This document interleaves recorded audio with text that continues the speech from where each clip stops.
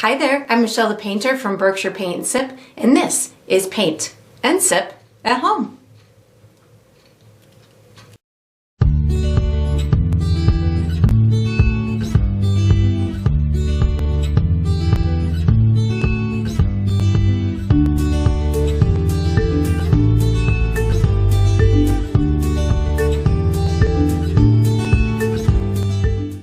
Alright, so today we're going to be painting Hibiscus Hummingbird, and I'm going to be sipping on a little spiked seltzer. And if you enjoy this video, I do hope that you like and subscribe to my channel, and that you also check out my Patreon page where you're going to find additional painting perks. So let's get painting and let's get sipping. Alright, so for my materials today, I'm going to be using a stretched and primed 16 by 20 inch canvas. If you're painting along with me, you can certainly switch up the size, but that's what I'll be using. For my paint today, I have acrylic paint. My colors are titanium white, deep yellow, burnt umber, which I'll call brown, fire red, green oxide, and Mars black. Of course, you can switch up those colors too if you'd like, but that's what I'll be using.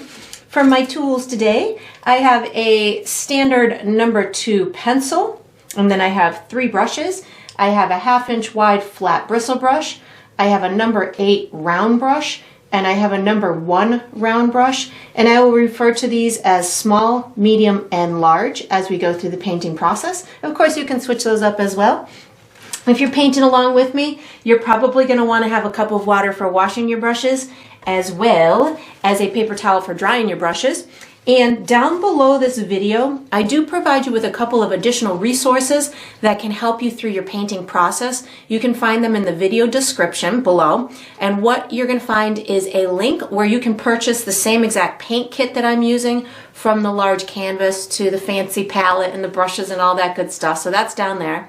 There's also a link where you can download a free image of the final painting. So you can print that and use it as visual reference as you go through the painting process. And there's also written step-by-step instructions down there for you as well. And that's all we're going to need today. Alright, so what we're going to do for the first step is we're going to be painting the background. I'm going to be using my large bristle brush. The colors that I'm using are white, yellow, and brown. And what this is going to be is we're going to paint our sky, and it's going to just gently blend into kind of an out of focus flower field in the background. So we're going to start the look of out of focus kind of grass and stuff as within this step. So how I'm going to do this is I'm going to start on the sky portion, where I'm going to work my way down into the out of focus ground. So it'll be lighter at the top and darker at the bottom. And then when we get to the bottom, we'll start pulling the paint up, and it's going to be a whole lot of fun. And it's going to cause a really cool effect that'll add some great dimensional elements to the painting. So I'm going to start with some white paint, and I've got quite a bit of paint on my brush at this point. I'm going to be doing a really large area up at the top. It's taking up almost, I would say, about 2/4 of the way on the top edge, and then I'm coming down maybe about 1/3 of the way into the canvas. I'm using kind of a long crisscross type motion. And then once I've got this big area of white on, what I'm going to do is I'm picking up a little bit of yellow and white on my brush at the same time, and I'm going to start to intermingle them with that lighter center area. So what this is going to do is it's going to give the illusion that we've got a bright sun in that area, and maybe it's the morning and a sunset, and it's got a little golden hue around it. So I'm just gently kind of blending this yellow and white into that first area that we put onto the canvas. And it doesn't have to be super smooth of a blend, because this is meant to look like maybe out of focus clouds rolling by, or just some atmospheric dimension, so you can really have some fun with it. As I'm coming down, I'm adding a bit more yellow onto my brush with the white, and in a second I'm going to start introducing some brown paint as well. So this area can get darker and darker as it goes down towards the bottom of my canvas. And you can of course have this go as light or as dark as you want. I'm kind of getting these colors to work their way around that brightest area in the center, again, just to give it the illusion of that is our sunshine type area in the middle there. Now I'm going to start using yellow, white, and a touch of brown all on my brush at the same time. And I'm still just kind of using that long crisscross type motion. I'm going to get these areas to look like they belong together, so I will back my way into the previous section, so that way it doesn't look like we just have distinct sections in the colored sections in the painting. This is going to help them to blend nicely together. So I just go back up into the previous section, and I am, like I said, using a good amount of paint, so this paint is staying pretty moist for me. Plus, I am using a student grade paint, which tends to be more fluid than the heavy bodied paints that come in a tube. So my paint will definitely stay a little bit moist longer than those that come in a tube and have a heavier body to them. This is a thin bodied paint. And if your paint isn't as thin as mine, you can certainly thin it out with a little bit of liquid medium, or you can add a tiny bit of water to it. I just caution you, if you are going to use water, the water will tend to be a little bit dangerous because it can pull the paint right off of your canvas. So just be mindful of that if you are going to add water to your paint to get it to thin out a bit. Your safer bet is to add a little bit of liquid medium, but that again adds some translucency, so you run, you know, the risk of it looking a little bit different, but you can always do layers and stuff like that. So now that I've got this on here, I've got pretty good coverage on the entire canvas. You can see that I went a little bit darker as I came down towards the bottom of the canvas. I think I'm going to add a bit more white in through here, just intermingling these colors a little bit. Now that I've got it pretty well covered, what I'm going to end up doing is I'm going to be putting, as I think I'm almost done, I'm going to end up putting a little bit more brown on my brush, and I'm going to pull up some out of focus type areas of grass. So what's going to happen, because my paint is still wet underneath, I am almost streaking some of those lighter colors, and it's really going to give it a beautiful out of focus type effect. I'm doing some longer ones on the sides, so this maybe is going to end up looking like we're deep in a meadow somewhere, and we've got lots of long wild grass that's just kind of surrounding our beautiful hummingbird that we're going to have on here. And that is all I'm going to be doing for this step. We're going to be using our pencil for the next step. So once you've got this beautiful background in here, you can put your large brush away wherever you'd like to. Take out your pencil and get ready for the next step. All right, so what we're going to do for the next step is we are drawing an outline of our flower. So we'll be using our pencil, and I do want to forewarn you before you attempt this step that you want to make sure that your canvas is dry. So you could actually take an extra long break if you'd like to, or you can use any kind of ingenious kind of fanning method, your hands, your mouth, a piece of paper, anything of that nature. Or you could do the easier way, which I do, is just take out a blow dryer and blow dry it. So whatever way you'd like to get your canvas dry, unless it's already dried by now, you'll want to dry it. So the flower that we are going to be emulating is a hibiscus flower. So they have these really big floppy petals. I think there's let's see, I think there's five or six petals. I think there's 5 petals to the flower. So we're going to be making these really big floppy petals. So we're just going to do 1 petal at a time, and then by the time we're done, we'll have distinct areas to color in with each petal. So the first thing that I'm going to do is create like a U type shape. So I can give you a marker that's about, I would say about 1/3 of the way over from the left-hand side, and maybe about 1/4 of the way up your canvas. So you can just give yourself a little marker in through there. This is like the bottom of the U.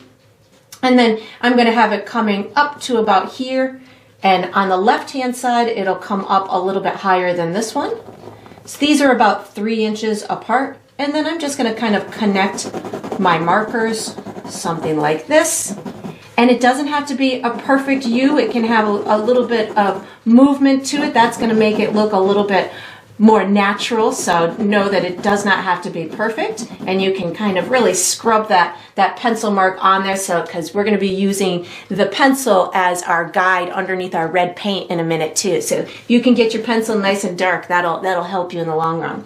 So then what I'm going to do is this petal that we're doing right now is kind of flopping over towards us. So this is going to represent the inside of the flower. So I'm going to take it from here, and I'm going to make myself a big kind of floppy petal coming in through here. But I don't want it to go down too far. So I'm going to come a little bit to the right of here, maybe almost to the right side here, and I'm bringing it down. This is about as far down as I want it to come. This is about maybe 2 inches from the bottom of my canvas. So that just gives me an idea when I am creating this shape that I don't go farther than that. So that'll give me some good balance to the painting. I've got it coming down in through here. And then as I come over on this side, I'll start to wobble my line a little bit along the edge of that little petal to give it some movement. So I'm going to just kind of give it a little bit of a rippled kind of edge in through here. And yours doesn't have to be exactly rippled like mine. This is just something that'll give you a good shape to it. So then the next one that I'm going to be doing is it's going to be one coming from the center, and it's going to travel way far over here. So what I'm going to do is I'm going to come from this corner. I'm going to come up maybe about 2 inches and travel over to the left-hand side till I'm about, I don't know, 1.5 inches to 2 inches away from the edge of my canvas. And I'm going to connect here to here with an arcing motion. So something like that. And then what I'm going to do is from the center of this U, or a little bit to the left, however you want to do it, this is going to represent the right side of this petal. So I'm going to bring this up in through here, in again an arcing kind of motion, like this. And I don't necessarily need it to go as high as here, or you don't want it to go much higher than here. Once you get right about here, this is where you're going to start to ripple the edge of that petal. So I'm going to just kind of loosely give myself a little bit of a fun ripple along the edge of this petal, and then I'll close it off in through here. So it's kind of smooth along the side, like this, and like this, and then you ripple that edge.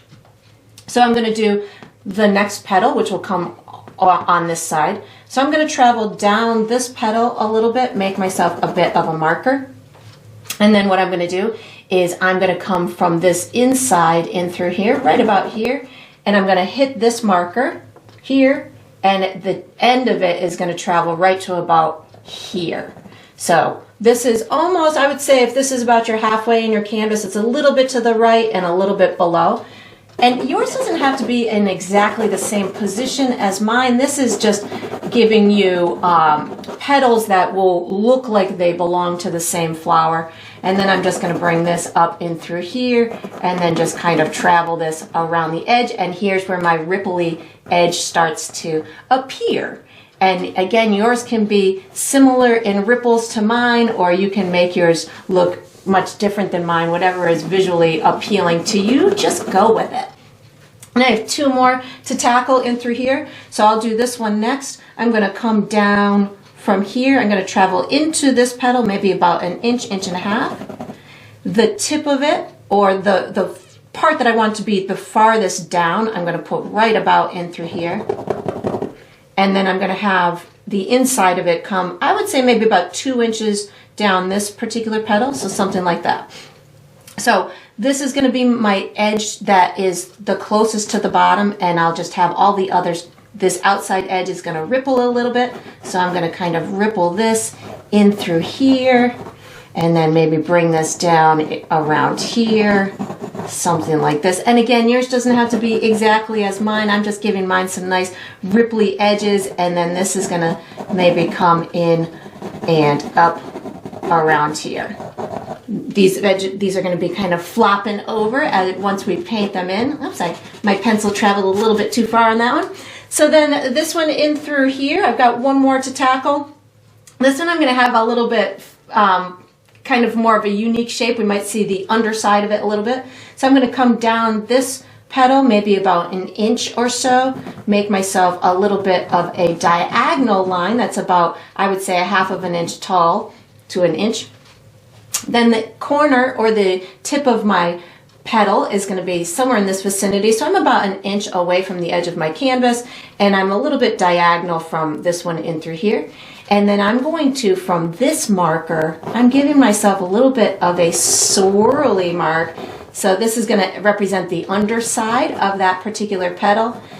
And I'm going to just give this a little bit of a rippled edge in through here. And then I'm going to come down from here maybe about an inch or two.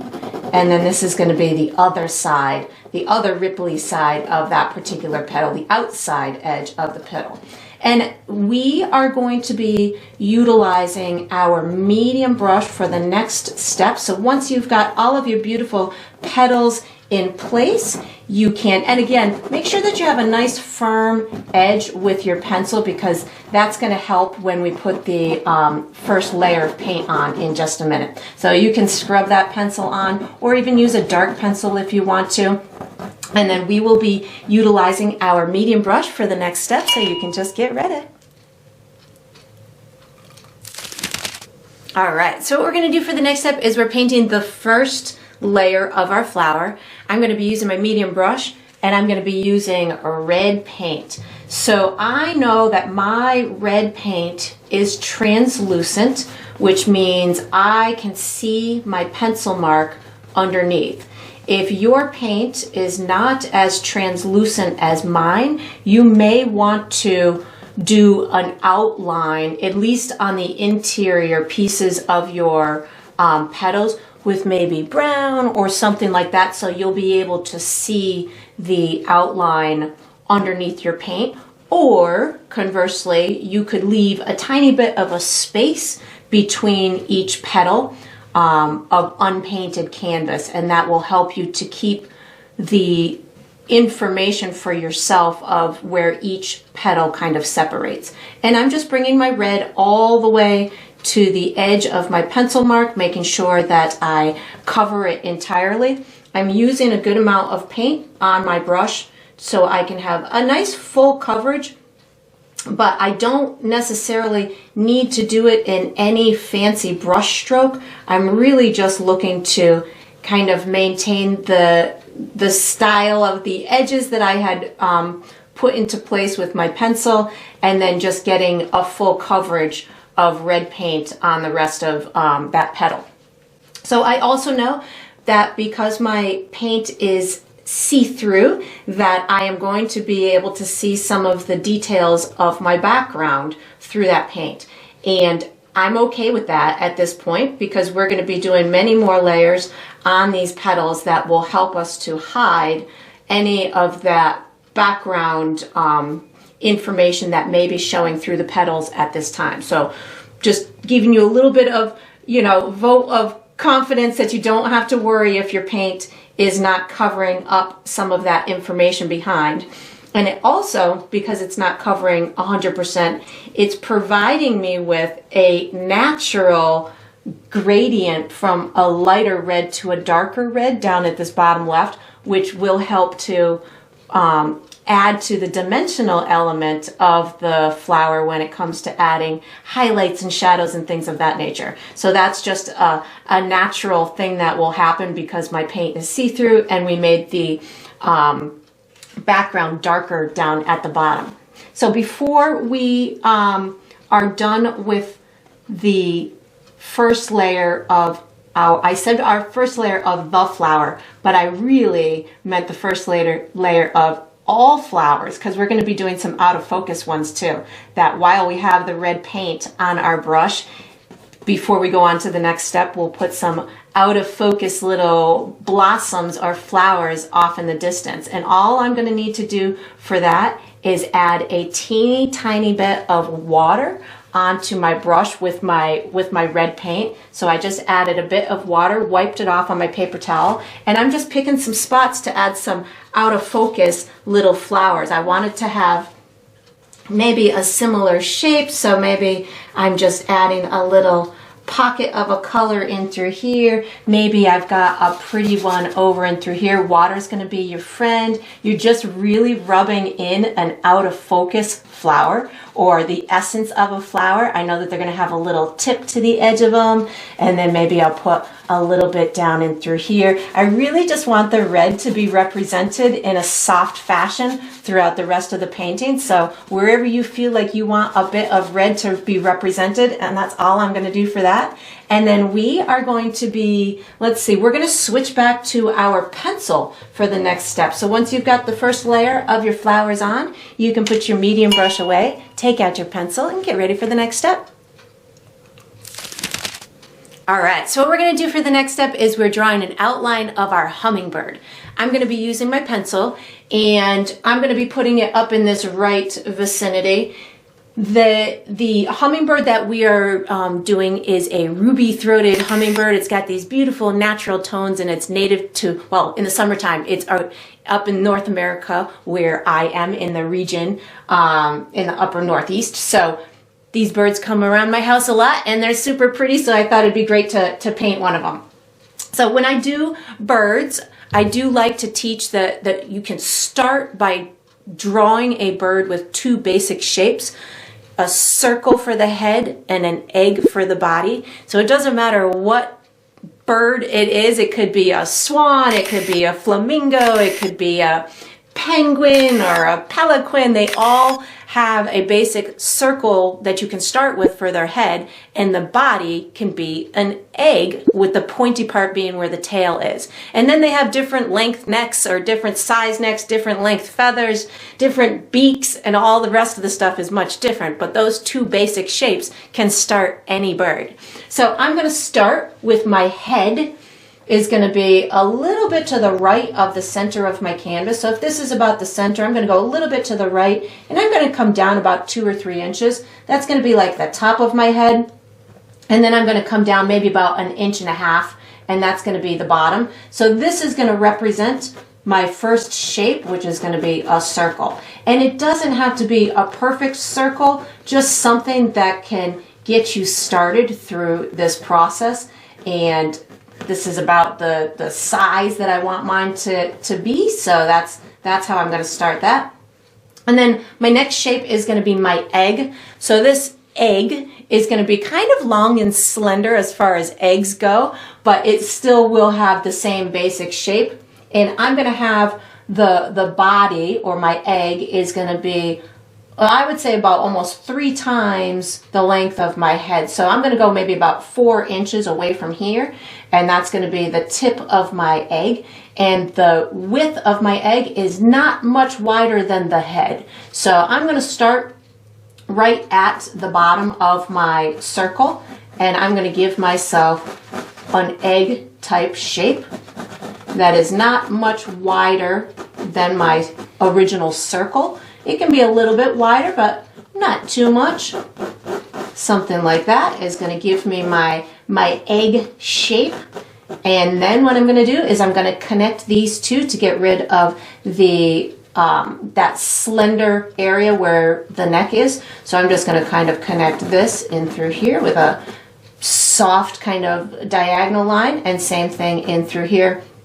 I'm going to connect here to here with like a soft diagonal line. Now what I'm going to do is I'm going to put my beak on. So I want my beak to be coming down almost like in a diagonal type direction from here. So I'm going to start with just the original kind of length of my beak, and these beaks are really long and a little bit curved at the tip, and as they meet the head, they meet it gradually. So I'm going to, from this part of my circle, I'm going to give myself a gradual meeting point, and then I'm going to do the same thing for my head. So I'm going to come from my head, and I'm going to come down into my beak, something like this. So that's going to give us a natural entry into the beak. And of course you can adjust it a little bit if you'd like to. Now I'm going to move to my tail. My tail is not much, it's probably about 1/3 or half the length of the egg shape, and it's just going to kind of gently come right off the tip in through here. It's not a very big tail, just something in through here will work, like that. And then I'm going to put a couple of wings on here. So my first wing, I'm going to start, this is going to be the back wing. I'm going to start that one right about here, and I'm going to give it a gentle curve almost all the way up to the top of my canvas, maybe about a half of an inch to an inch away from the tip of my canvas. And then the next one is going to come down back from here, maybe about a half of an inch, and I'm going to give it a similar curve, and it's going to end up right about here. So similar curve, end up right about there. I have to close this wing off, so what I'm going to do is I'm going to come up this wing about a third of the way, and that's going to give me the close off point for there. And then I'm going to come down here maybe about, I would say, an inch, and that's going to give me the place where I close this one off. So something like that. And that is all I'm going to do for my sketch for my hummingbird. So we are going to switch back to our medium brush for the next step. So when you get your outline done, you can put your pencil down, take out your medium brush, and get ready for the next step. All right, so what we're going to do for the next step is we're doing the base coat of our hummingbird. I'm going to be using my medium brush, and the colors that I'm using are brown, white, green, and red. So there is distinct kind of color sections to the bird. There's a reddish type section in through here, which is probably why it's called the ruby-throated hummingbird, because it's got a ruby looking throat. So there's a reddish section in through here. There's a lighter section in through like the shoulder and the front of the chest. Then the rest of the body kind of is green, and then they have like brownish wings. So we're gonna just kind of tackle one section at a time. And again, don't be alarmed if you can still see your pencil underneath, because that's gonna be fine because we've got many other steps to go. So I'm gonna start with just brown paint on my brush, and I am going to be doing my first layer of my beak. So we are using kind of a bigger brush to do a small area. So one of my tips is to get a nice pointy brush on a big brush is take it and put it in your paint and spin it on the side of your palette. Just spin it round and round on the side of the palette. Oh, now there's that song.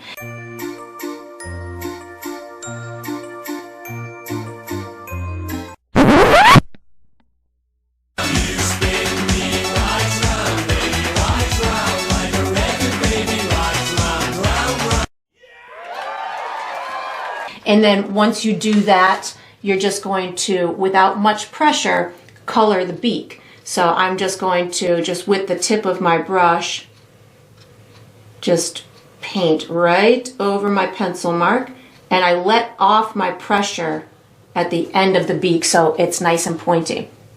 While I have that brown on my brush, I'm going to do this back wing in through here. I'm just going to start with brown to get a pretty dark area going in through here.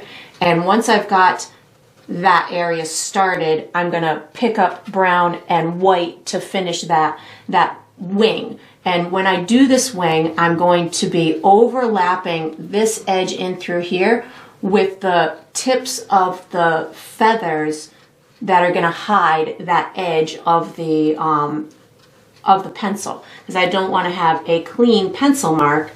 I want to have a feather type look to the edge of that wing. And I'm not over blending, so this way it almost gives me like a striped type effect for those feathers. And then while I've got the brown and the white on my brush, I'm going to tackle the next wing right here, but I want it to be a little bit lighter, and it's going to come into the body a bit. So again, just brown and white, and I want it to be lighter than the one that I just did, especially on this edge where they meet, so it looks like it's in front of it. So I'm going to bring this down to here, bring it all the way to the edge of that wing right in through there. And what I'm going to do is I'm going to start this area in through here with these little feathers that almost come into the body a little bit. So I'm bringing it down into the body a little bit, like this. And then all of my feathers are going to kind of come out of this central area in through here. So I'm going to bring them like this. I'm just reloading my brush with a little bit of brown and white. So this can give me like a striped effect.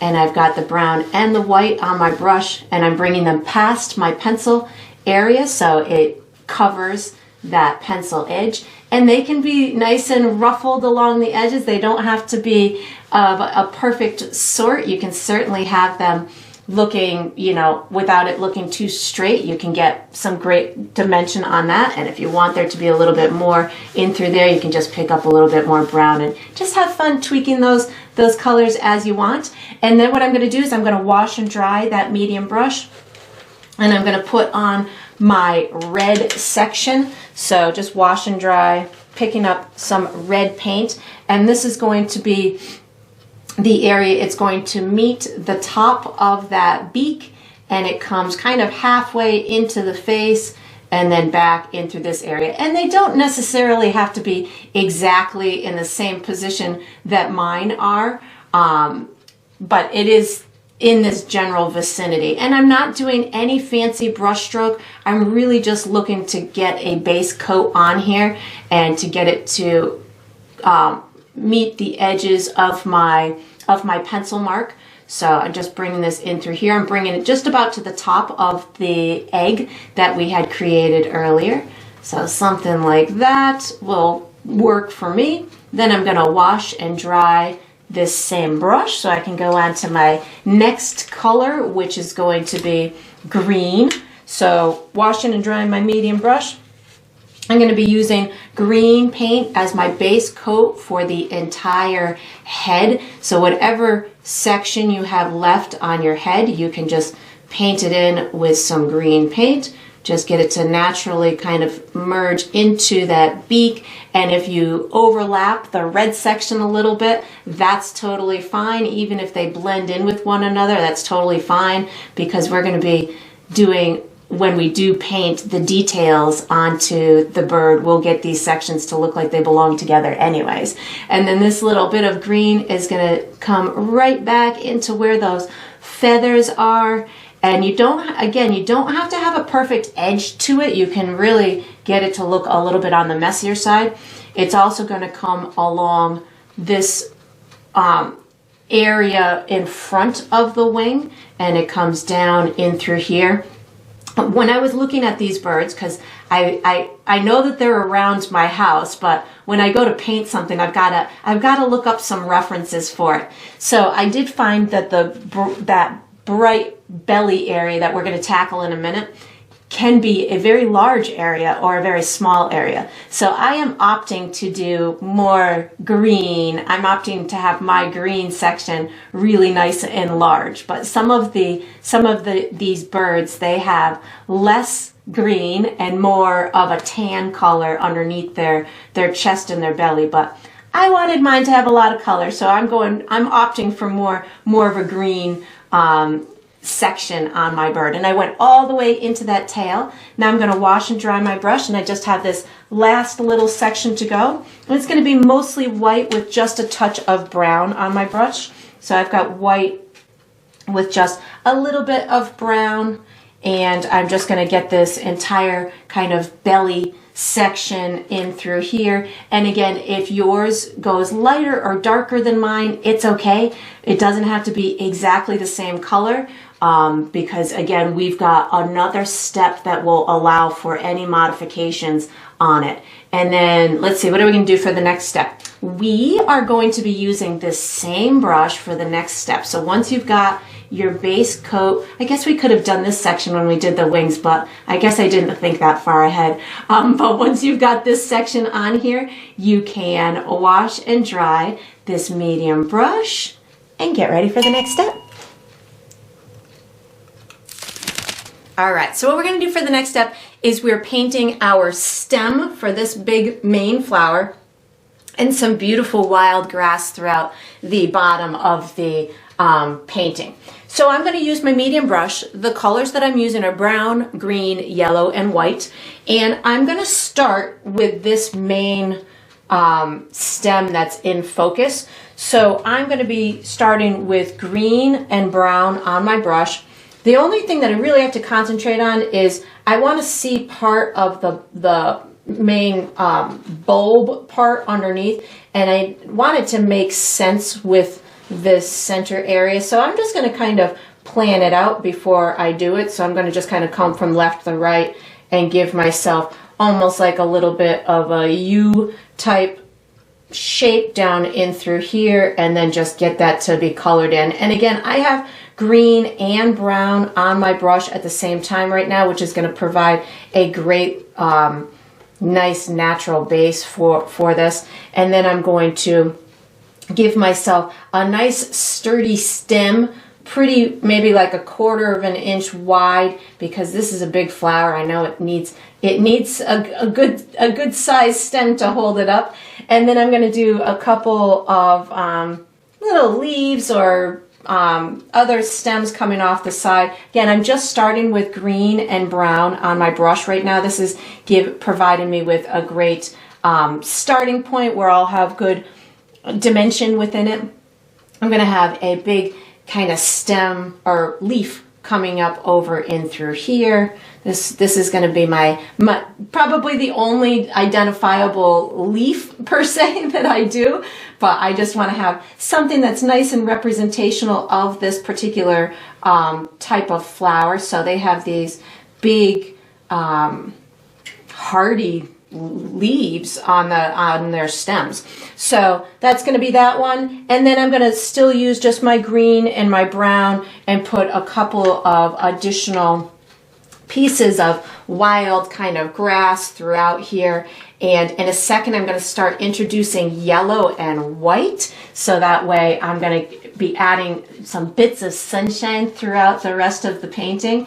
So that's, I think, all I'm going to do for that. And now I'm going to start introducing yellow on my brush. So I'm going to put a couple bits of yellow down this stem, maybe a bit in through here. I'll add white in a second, but what I'm doing is I'm progressively getting lighter and lighter on these colors. So it really gives it that natural kind of highlights throughout the grass. And again, you could have this as vibrant as you want. You could have as many pieces as you want. I love the wild side of nature, so I end up doing probably more than I should when it comes to like these grassy things, but I just enjoy the process and like having fun. I like my brush to just kind of go wild, but I am having different lengths of grass. So it ends up looking like there's long pieces and short pieces. I just started introducing white at this point because I'm really looking at this point. I'm wanting my sunshine to kind of peek its head through. So I just started introducing yellow and white into my little grassy areas. And I like my grass to have movement to it. So you can see that some of my pieces of grass are curved over. That to me just speaks to gravity taking over when they're long and they've got the weight of the, their height is just pulling them down a little bit. And adding some that are with the white on them is going to make them look a little bit more in focus. And you can really keep adding as many as you want. You can have them overlapping one another. You can have little ones peeking out behind here. So feel free to bring this into whatever vibrant intensity that you want. You can really get it to be really visible and really have it stand out in front of that out of focus background that we did. I'm adding a bit of a highlight onto my stem and this leaf in through here just to make sure that that pops out as well. And then I'm just going to continue to add my little bits of grass with their sunshine off in the distance or even close up. Whatever, again, speaks to you is where you should take this. And then we are going to use the same medium brush for the next step. So once you've got your beautiful wild grass on here, you can wash and dry. I think I want this to be just a little bit brighter. Wash and dry this brush and get ready for the next step. All right, so what we're gonna do for the next step is we're painting shadows in the flower. I'm gonna be using my medium brush and I'm gonna be using brown and red paint. If you want to, you could also use a little bit of black if you want it to really be intense and have deep, deep shadows, but I think I'm gonna get away with just brown and red. So I'm gonna start with some brown paint on my medium brush, and I know that I want my deepest, darkest area to be in through here and underneath wherever I feel a leaf would be casting a shadow, or a petal would be casting a shadow on another petal.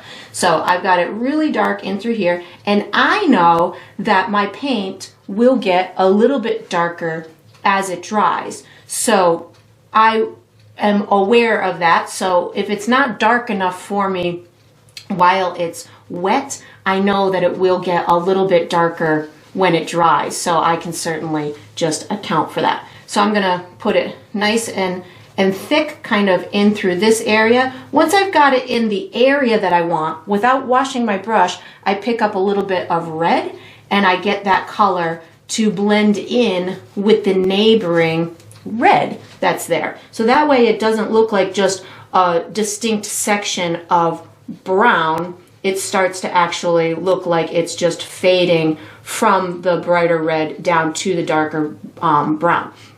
And these petals do have curve to them. So now that I'm starting to add the details onto them, my brush stroke will start to take on the direction of that particular petal. So this one might have a little bit of a shadow next to it from this one. So you can certainly add a little bit more brown on here if you wanted to. So that's gonna tackle that inside area. And this one is kind of the inside of this that's going to be flopping over. So that's why I put a little bit of darkness in through there. I think I want a little bit shadow underneath here. So I didn't wash my brush. I still have a little bit of red on it. I know that the brown will overpower that red. So I'm going to put a little bit of a shadow here. If you feel like you have too much paint on your brush, just have your paper towel ready and just keep wiping any excess paint off of your brush onto your paper towel. So I'm adding a bit of a shadow in through here. I might have a little bit of a shadow coming here, but not much. When we go to do the highlighted areas of the petals, that will also bring out, you could in essence kind of make a lighter shadow than these by adding more intense of a highlight. And you'll see what I'm talking about in a minute. But you can see I am utilizing the direction of my brush stroke at this point to get that shadow to blend into the main red area. This flower, or this petal in through here, I think I would have a little bit of a shadow down here because my petal is flopped over like this. So back here is the farthest away from my light source. So I'm actually going to put a little bit of brown on my brush at the edge of this particular petal. And I did brown. Now I'm picking up some red and I'm just making sure that it blends in with the main red area, and then I can just kind of pull it up to make sure that it's got that little curve that I am gonna want, but just making sure that I've got enough paint on that edge before I start adding my highlights and stuff. So that's good for that one. In through here, this tiny little area in through here is the underside of this petal. So I know that there'd be a nice shadow down in through there. So add a bit of brown, wipe my brush off on my paper towel, pick up some red just to make sure that it blends in with that neighboring area. So something like that. This one here isn't gonna have much. I mean, it might have a little shadow in through here because this petal might have cast a little bit of a shadow on this edge. So I'm going to just put a tiny bit in through there. This is actually going to be the little lip of that petal. So I just want a little tiny shadow in through here, and then I'll just blend it into the neighboring red as it's drying. Just make sure I've got good coverage here. And my petals, all of my petals are going to be steered from this center. So if this is the center, my curve is always going to be coming out or away from that center point. And then let's see, what are we going to do next? We're going to use this same brush for the next step. So once you've got your shadows on here, you can wash and dry this medium brush and get ready for the next step. All right, so what we're gonna do for the next step is we're doing our highlights on the petals. So I'm gonna use my medium brush.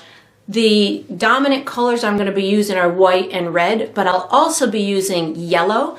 And if I need to, I can certainly go back into my brown if I need to do any little bit of blending. So what I'm gonna be doing here is I'm gonna be putting in a really bright highlight and then blending it into the rest of the petal. So my highlights are going to be steered by my light source, which is the sun, as well as the contour of these petals. So if they're curved, the part that's poking out the most will have a little bit of a highlight. And then wherever is closest to the light source, which might be some of the edges, that will have a really bright highlight too. So I'm going to start with white paint on my brush to get these really vibrant highlights in. They might look too bright to start, but we'll get them to blend in a minute. So I've got white paint on my brush. I'll start with this one here. I know that my light source is here and my flower's kind of tipped a little bit. So I think that I'd have a pretty bright highlight over here on this edge, maybe on some of these little tips of the flower themselves, something like this. And you can see my brush is going in a curved type fashion away from the edge. And then I think I would have a pretty big highlight in through here. And I'm trying to leave soft edges on these bright areas that I'm doing. So that way it doesn't, I won't have difficulty blending it in with the neighboring colors. So as I do it, I'm just kind of pulling it out. And these petals are not only rippled at the edge, they get their ripple because they're rippled throughout the petal themselves. So they would,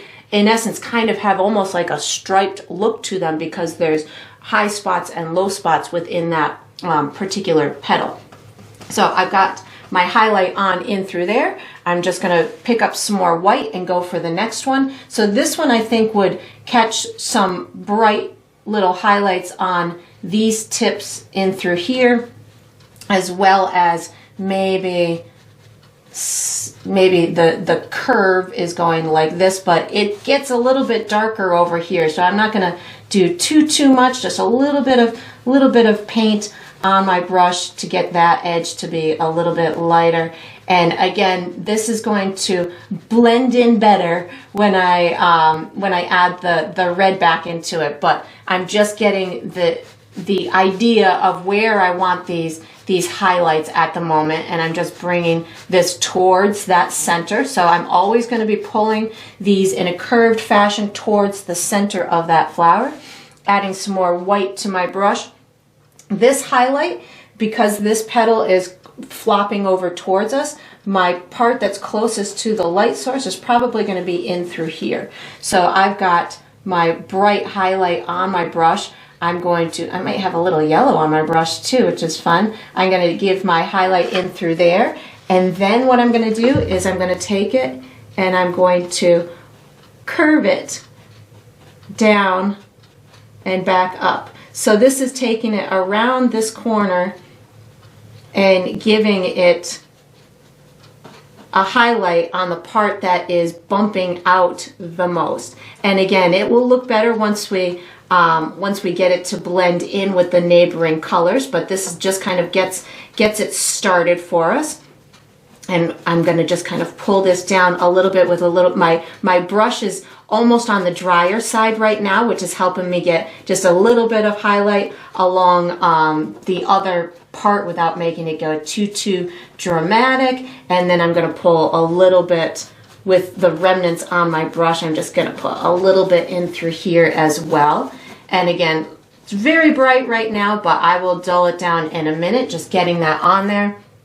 I'm going to go ahead and do this one over here. This one actually has a little kind of cute like a lip to the petal that I've got over here on the edge. So I'm adding a bit of a highlight in through there. And then I've got a little bit of a highlight on these edges that might be catching the sun underneath this one. They might be poking their head a little bit from underneath that one and catching a little bit of the sun. So you can sometimes use your imagination to decide what area is getting the most highlight from the others. And then again, I'm steering it towards the center of the flower. So something like that. And then I have this last one in through here. So this one I think would get it a lot in through here and then a bit on the tips. So I've got the white paint still is where I'm starting. So I've got my white paint kind of hitting some of these tips like this. And you don't have to hit them all. Some of them are gonna be hidden behind the other ones. Some are gonna catch a lot of the sun. Some are gonna not catch it because they're being shielded or covered by another portion of that flower. And then again, I've got a really bright part in through here. So now that I've got the brightest parts established, now I'm going to start using red, yellow, and white to get them to blend in with the rest of the flower. Right now, I did not wash my brush, but I picked up red and yellow. So I actually have all three colors on my brush at the same time.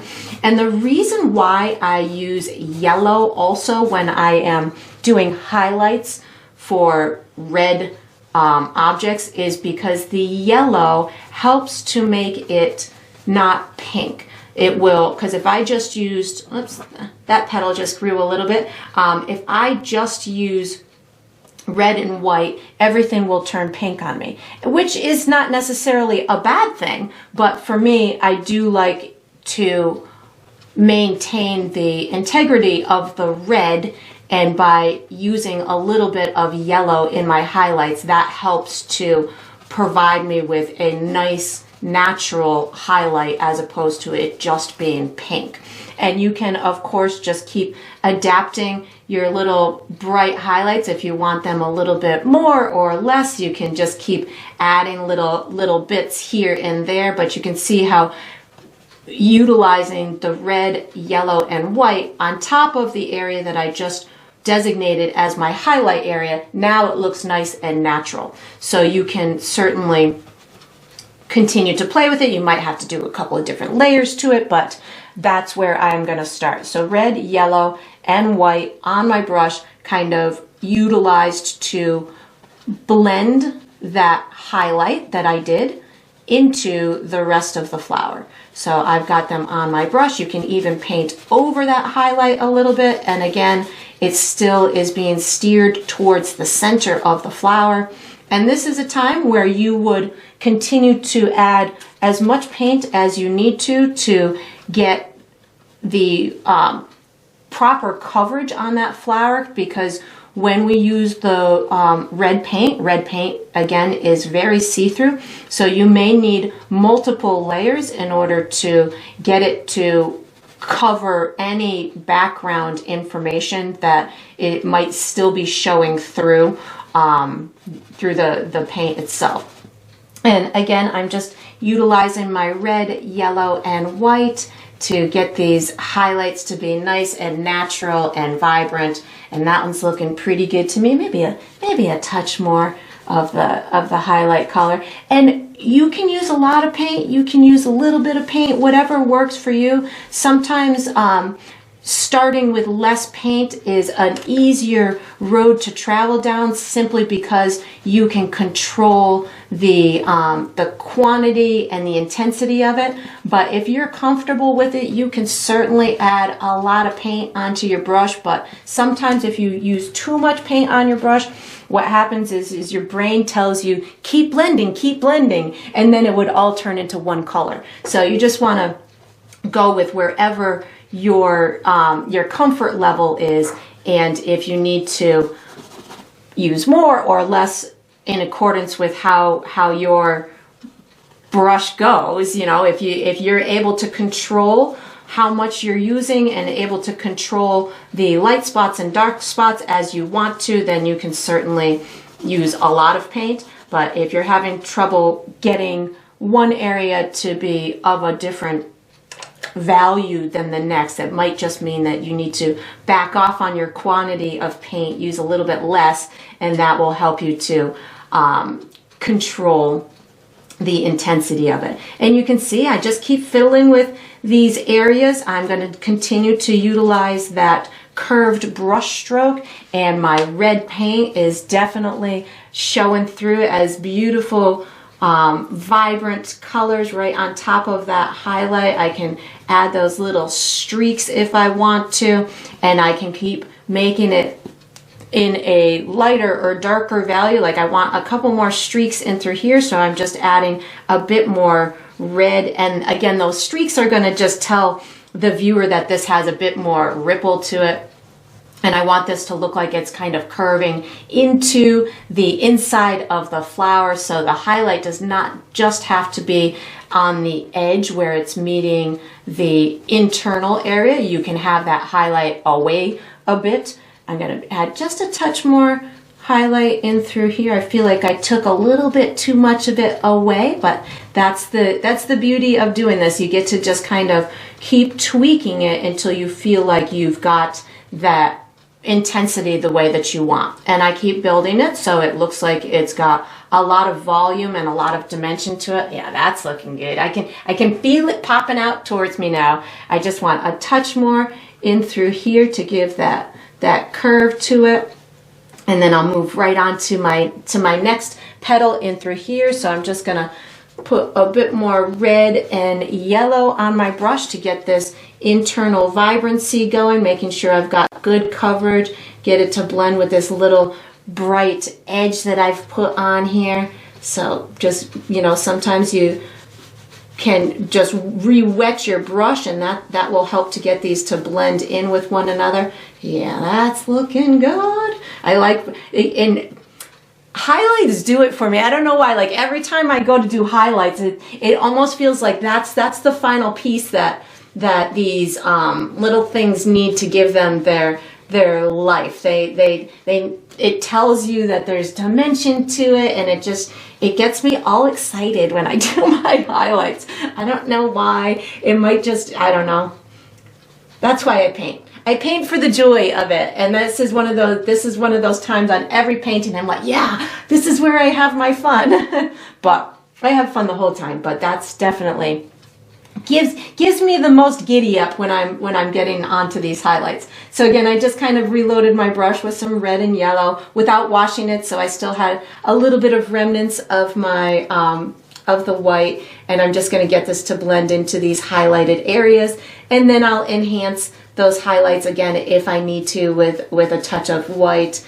And again, you can have it look a little ripply. You can have some areas that are lighter than others. There are these hibiscus flowers do come in multiple colors too. So they do have a lot. There's some pink ones. I know that I saw pink ones. I don't know what other colors they come in, but red is the most popular that I saw. And I think that they do come in pink. They might even come in white too. So if you want yours to be of a different color, you're going about this and you're like, oh, I really wish this was a white flower, you could probably get away with doing it in white, or definitely a lighter tone of red. You could go pink. So really just bring it to whatever place makes you do your happy paint dance like the highlights make me do mine. And then I just I think that's it. Oh, maybe I might touch that petal a little bit more. But you can just keep tweaking this until you feel that you've got, you know, your highlights exactly where you want them to be. And then we are going to be utilizing our small brush for the next step. So once you've got your beautiful flower with its gorgeous highlights on it, you can wash and dry your small brush and get ready for the next step. All right, so what we're gonna do for the next step is we are doing the eye, beak, and shadow areas on our bird. So I'm gonna be using my small brush, and I'm gonna be using black, brown, and white. And how I'm gonna do this is I'm gonna first put my eye in place. So I have my small brush, I have black paint. The eye is about midway between the kind of where the face converges with the beak in through here and here. So I would say somewhere about here.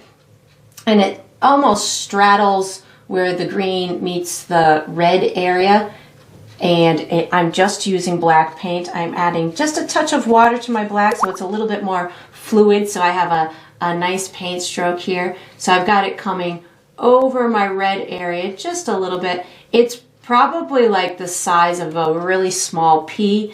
The bigger you make it, the more it's going to look like a young bird. The smaller you make it, the more it'll look like a more mature bird. I don't know why that is. It just is. Then what I'm going to do is I'm going to take that black paint and I'm going to make a little underline on my beak to have a dark shadow underneath the bottom part of that beak. So really just a tiny slender line down the bottom part of that beak. You might not even be able to detect it depending on how dark your brown paint is.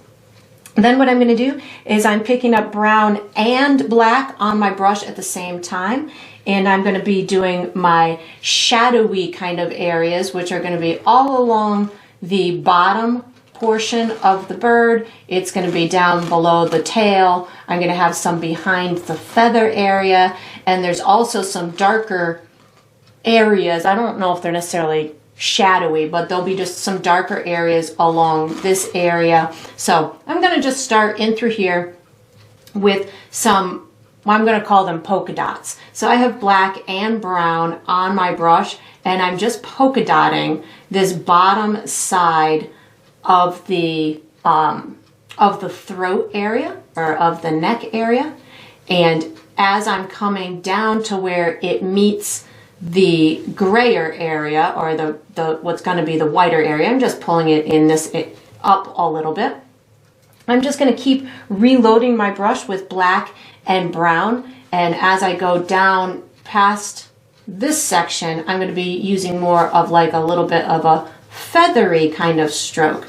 So I'm just bringing my brush in these little gentle kind of dash type marks. You can also add a touch of water to your brush because you're working in such a tiny little area that to get nice smooth little brush strokes, you might end up wanting to have a touch of water on your brush, and that's going to give you nice little pointy marks. And again, I'm using black and brown and maybe a little bit of water on my brush also. I'm bringing some of these darker little feathers up into this area a bit because they'll act as shadow underneath the feathers that we're going to put in that area in a minute. So again, black and brown. Maybe sometimes I have more brown on my brush. Maybe sometimes I have more black on my brush. The diversity will make it look more natural. I'm bringing some down in through here, and you can see I'm leaving some of those green feathers showing, and then I'm going to add some through the bottom section of my tail. So these are going to be a little bit longer, so they look more like lengthy feathers as opposed to the shorter ones that I've got going on in the belly. Now I'm going to travel right behind this wing in through here, and I'm going to give myself some dark areas that in my head are being shadowed by the wing. So I've got some little bits of darker areas in through there, and then I'm going to put some of this darkness down the back side of the bird also, even down towards that tail. And again, this is going to provide little shadows for underneath the other feathers that we're going to be putting on there. And then I'm going to travel into this little area in through here. So again, excuse me, black and brown are still just the colors that I'm using with a touch of white. I'm going to put a little bit of this darkness in through here. And again, I'm not really doing too much, but I am thinking all the while that these obviously are little shadows, but they're also representational of feathers. So I'm just making these little tiny dash type marks that have a bit of a curve to them, and that helps to sell the story of all of these being little tiny feathers. As I move towards the head, this is where I'm going to, instead of doing the little dash type marks, I'm going to go back to those dots that I did on the underside of the throat, and this is going to represent these little they look almost like sparkly little marks to me when I look at these birds. They look like little sparkles. They're probably just shorter feathers or shorter fur, but I don't know if birds have fur. But anyways, so I'm using more of a dotting type technique. Gonna do little dots in through here just a bit. I'm gonna do some along the meeting point where the green meets the red area.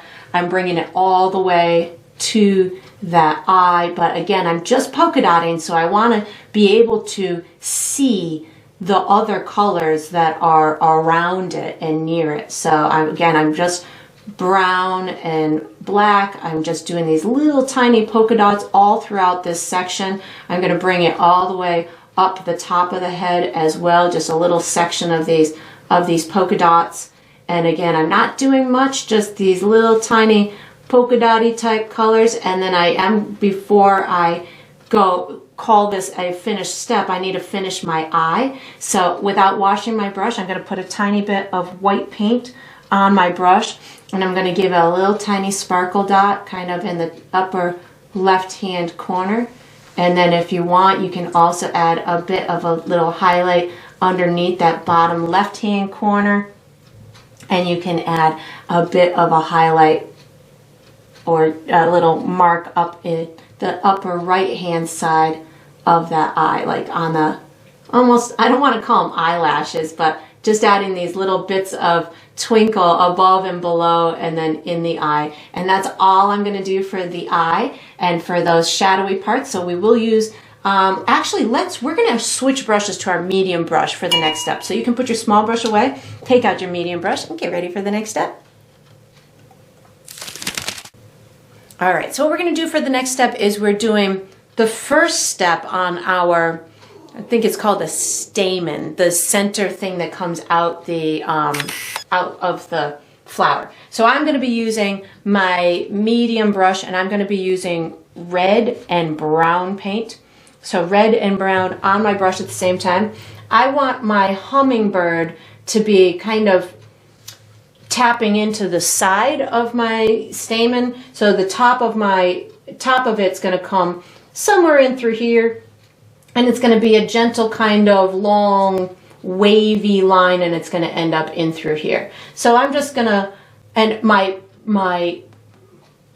the tip of my hummingbird is going to be maybe about 1/2 of an inch away from the center of it, because it's going to be drinking out of the little tiny pollen ends to it. So I'm going to start this a little bit lower than the top of my head, maybe somewhere in through here. And it's going to be about, I don't know, 1/4 of an inch wide or so.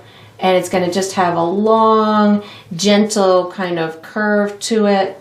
And the brown helps it so you can see it on top of the other colors that you've done. And we'll do a highlight in a minute, but this is just our first little step. Then I'm reloading my brush with some red and brown so I can get, there's these little ball things on the top. So I'm going to put maybe 3 or 4 in through here.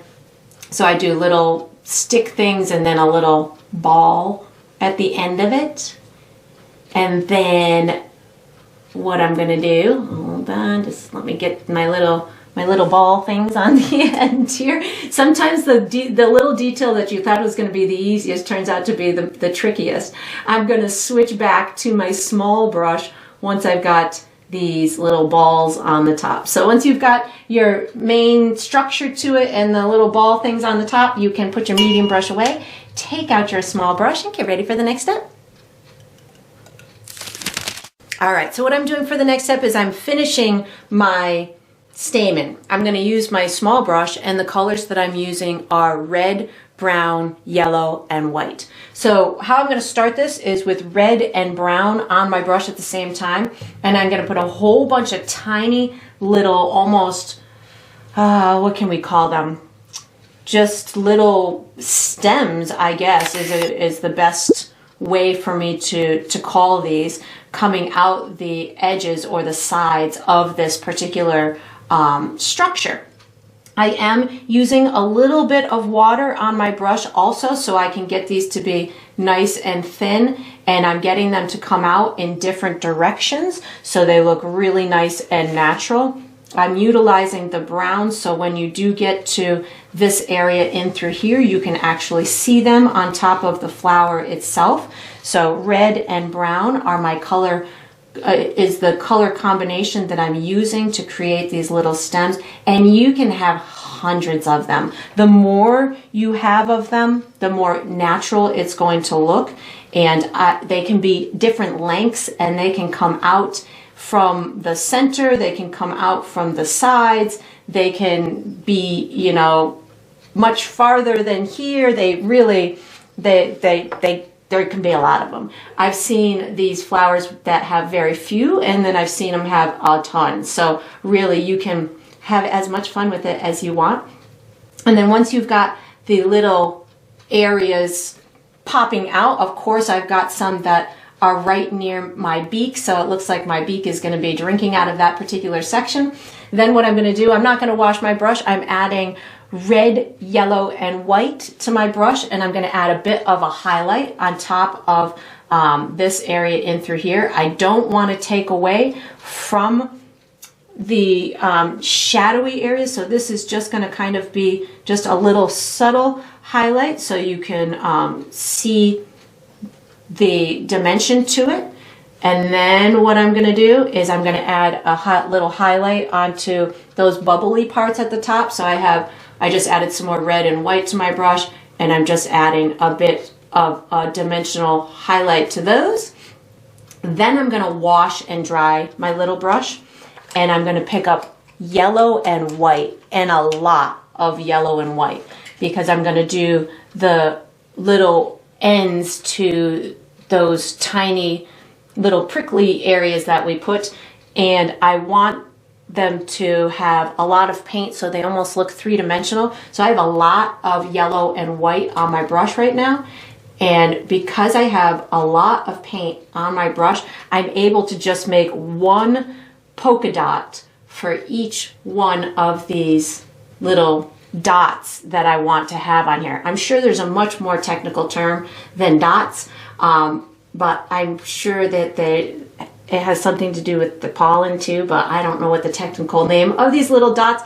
I was surprised that I even knew the name of that was a stamen. So to know that part, the anatomy, was definitely a bonus for me. And I'm making sure that I've got some good sized ones. They're all over the place, as long as you've got them occupying the area where you put those little skinnier pieces coming out of the center structure, then it's going to look nice and realistic. And I'm not blending them at all. Some of them are whiter than others, some of them are yellow, more yellow than others.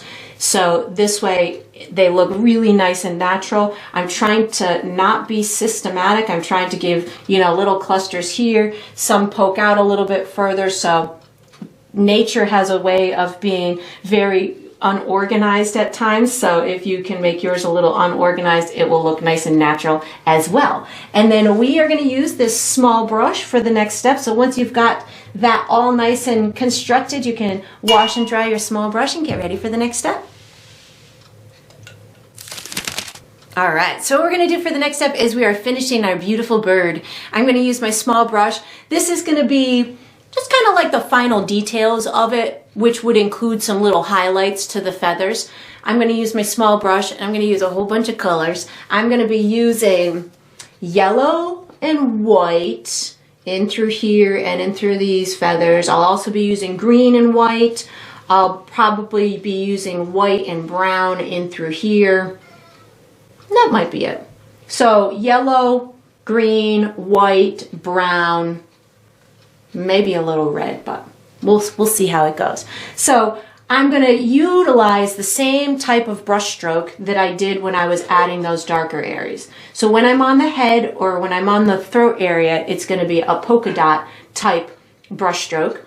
when I get into the bigger body areas in through here where I feel like the feathers would be a little bit longer, that's when I'm going to utilize more of a kind of a curved dash type of brush stroke. And then when I get to that tail, it's going to be a much longer type brush stroke. So I think I'm just going to start at the top of the head, and I'm going to be using yellow and white to start, and I'm going to be adding these little yellow and white polka dots on top of the green. And you can one time pick up white, one time pick up yellow. If you feel like you want more green, you can certainly add more green to it. The green to me is a under color here, but you could certainly add more green to it if you wanted to. You could even use a different kind of green, like more of a phthalo green or a more vibrant green with a little bit of blue in it.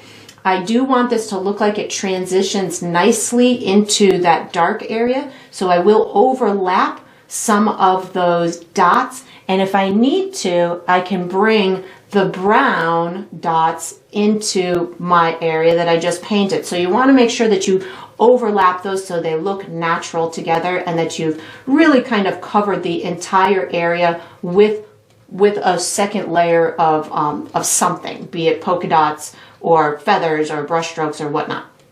So now I'm going to move into this area in through here. So this again is going to be yellow and white are going to be my dominant colors to make this really pop out and look a little bit more three-dimensional, and like it's got almost like a shimmery look to it. These the hummingbirds, I think what makes them so fascinating is their feathers are just so shiny and vibrant. Even in this particular breed of the bird, with the natural colors that it possesses, they still just shimmer in the sun, and they're just so brilliant and beautiful. So adding these little flecks of white is going to make this look like it's shiny in a way. So I just think that they're just such beautiful birds, and they're so hard to see too. When we have them in our house, it's almost like if we see one, we call all the neighbors, "Oh my God, I saw a hummingbird today," because they're so elusive. They move so fast. So they're just really kind of cool little creatures. And you do want to make sure that the beak portion that you've done whatever you need to do on there. I'm going to actually add a bit of a highlight onto the top of the beak with some brown and white on my brush. So brown and white, just so I have almost a little bit of a shine to my beak as well. I'm not going to go all the way to the top edge of it. I'm going to go a little bit away from the top edge, and that's just going to add a bit of a shine to it, so you can see that it's got like a little roundness to it. There we go. And maybe a touch more in that eye. There we go.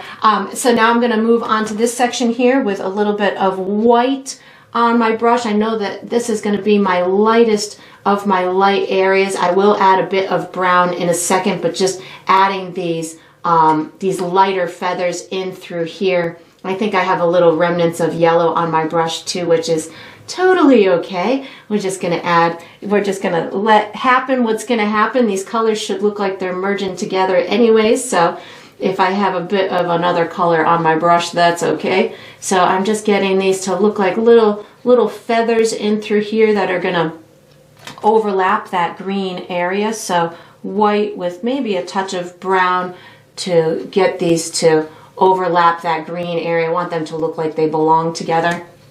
It's looking cute. I think I want a little bit more brown up in through here just to get these to, again, look like they are merging in with one another, and that they don't look like cutout sections. You want these feathers to look kind of like they're laying on top of each other. So we've got that in there, and then I'm going to go ahead and move into this section. So this is similar to the head, where it's going to get yellow and white, but I might use a little bit more green in this section, or a little bit more brown, because to me this would be a little bit darker down here. My doggies have all of a sudden decided that they want to come to my painting party, so I might have to pause in a second if they don't find a way to settle down. I think they're hungry. It might be that time of day where they're letting me know that it is time for them to eat. But we'll see if they calm down in a second. So again, yellow, green, and white are my colors for this section in through here, making it look like it's blending in with the neighboring colors.